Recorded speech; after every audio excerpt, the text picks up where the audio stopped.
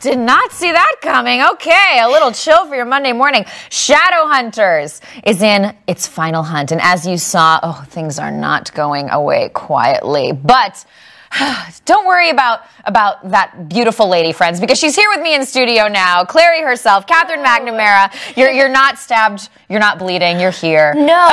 And what's interesting about that clip, I just realized, is it leads perfectly into what tonight's episode is all about, because we do finally get to see what happens in Paris. We do get to finally see what that meant at the very end, because Clary, of course, being the shadow hunter that she's learned to be now, has learned to take matters into her own hands. So she goes, you know what? I'm going to deal with this. I'm going to get out, and I'll just, stab my brother in the trachea.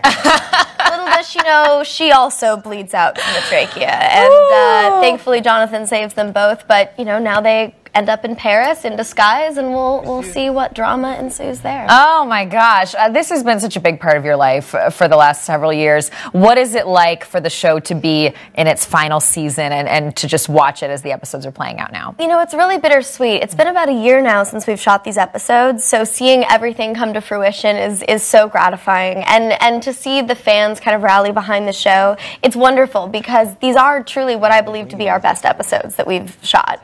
But it's amazing to see everything come to a close and everything come together. We've seen these characters for so many years, and to watch them get turned on their heads one more time, because now that the relationships are established, the characters are established, everything's there, but now we get to see a different side of them.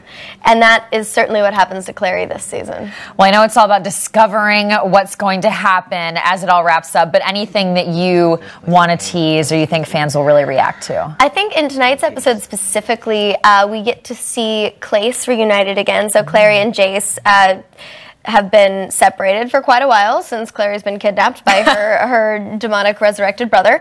And they get reunited at the end of the episode through some means. We get to see a little bit of a few of the other relationships as well. There's Malik, which is our big relationship on the show. They have a fight scene for the first time, a training scene for the first time, and some fun moments with some other relationships as well. It's really interesting, because everything's developing, and really, it's a very rich season. I mean, I'm sure you're going to be sad to not be able to talk about demonic resurrection anymore. So my question is, any chance of a spinoff happening? Like you said, the fans have really been rallying around here.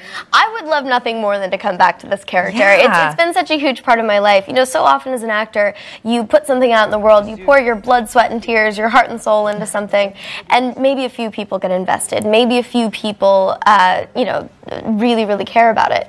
But this show has been just an overwhelming throw of support, and to see the fans too create this beautiful community of people who feel loved and accepted, and they have a place in the world, and it's really, really been a beautiful experience overall.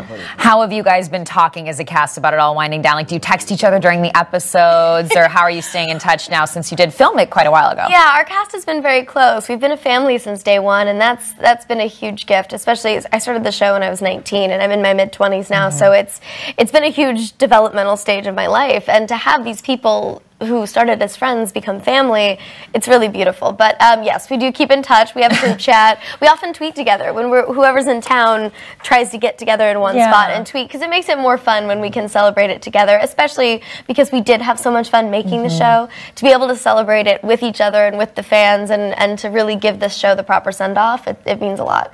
Well, you're also on Arrow now. Yes. How are you balancing all that, and how much fun are you having being this action star on multiple shows? It's a lot of fun. It's never something I intended to be, but when I was a kid, Mulan and Pocahontas were always my favorite Disney princesses. They were the ones who fought their own battles, who took matters into their own hands.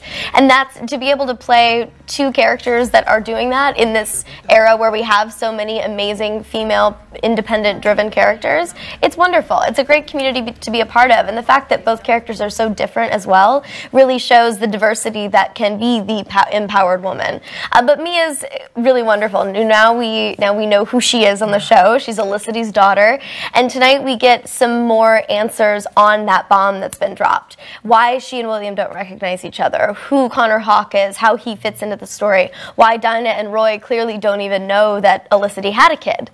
Ooh, will we see a lot more of you on Arrow? We will. Okay. I'm in a lot of the episodes for this season, and things are only getting more interesting. In fact, they even shot, because we're in the flash forwards, they even shot an entire episode that is just flash forward. Ooh. So you get to see a lot more about Mia's childhood and her past and what made her this hardened fighter. Fighter. Yeah. All right. Katherine McNamara, you're exhausted from all the fighting in the best way. Shadowhunters airs its new episode Mondays tonight on Freeform. Thank you so much. Thank you very much for having me. ET Live will be right back.